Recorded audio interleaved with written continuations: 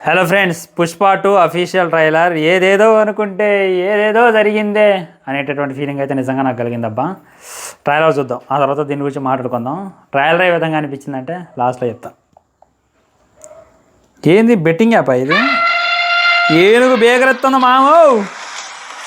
మళ్ళా part 1 trailer link చేశారేంది? జగవతి బాబు part 1లో లేడు, ఇందులో ఉండు. ఇవుడురా వాడు.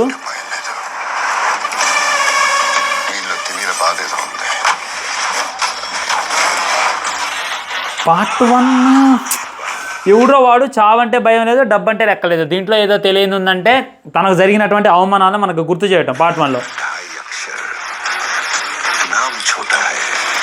నామ్ చోటా హై పుష్ప 2 వర్డ్స్ ఇచ్చాయి.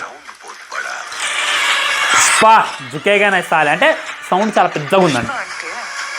రష్మిక వయసు కాదా? బ్రాండ్ పుష్ప అంటే పేరు కాదు, పుష్ప అంటే బ్రాండ్. ఎక్కి అయిపోయి ఏమున్నాడుగా బాయ్. మా ప్లేన్లో నుండి దిగుతుండు, జీపులో నుండి దిగుతుండు.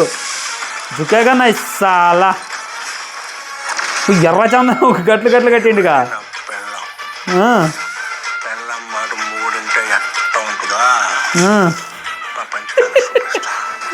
ఊరిని అమ్మ కాలుతో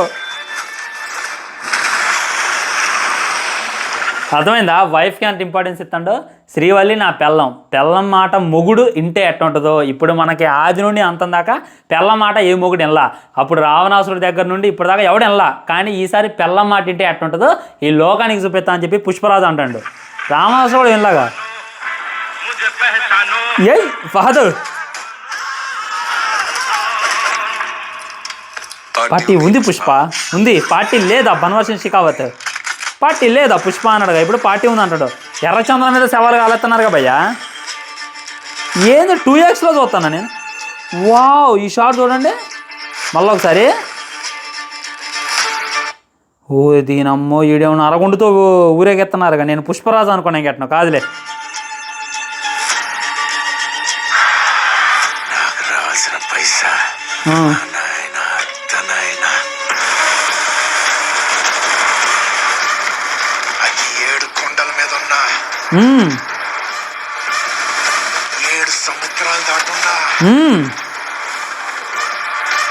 మధ్యలో ఈ ఐటమ్ సాంగ్ ఎవడు సంకనాక అర్థమైందా? నాది కానీ నాకొద్దు, నాదైంది నేను వదలొద్దు అంటాడు పుష్పరాజు. నాదైన ₹1 7 సముద్రాల అవతల ఉన్నా 7 కొండల మీద ఉన్నా తగ్గేదిలా వదలను అని చెప్పి పుష్పరాజు చెప్తాడు. ఊరిని ఏం జరుగుతుందిరా మామ? బన్వర్ ఏమో జీప్ మీద వస్తాడు, పుష్పరాజు ఏమో ఫ్లైట్లో వస్తాడు, హెలికాప్టర్లో వస్తాడు కాదా? జై పుష్ప ఇంకేం ఎక్కలా అబ్బా నాకైతే. ఇది షార్ట్ అంటే దీనొక్క వామ్మో హైప్తో చచ్చిపోతారు నిజంగా. మన పరిస్థితి ఎట్టుంటే అక్కడ డైరెక్ట్గా బిగ్ స్క్రీన్ మీద చూస్తున్నాం. నార్త్ వాళ్ళ పరిస్థితి ఏందో తలుసుకుంటేనే భయంగా ఉంది. పుష్ప ఫైరే కదా మరి.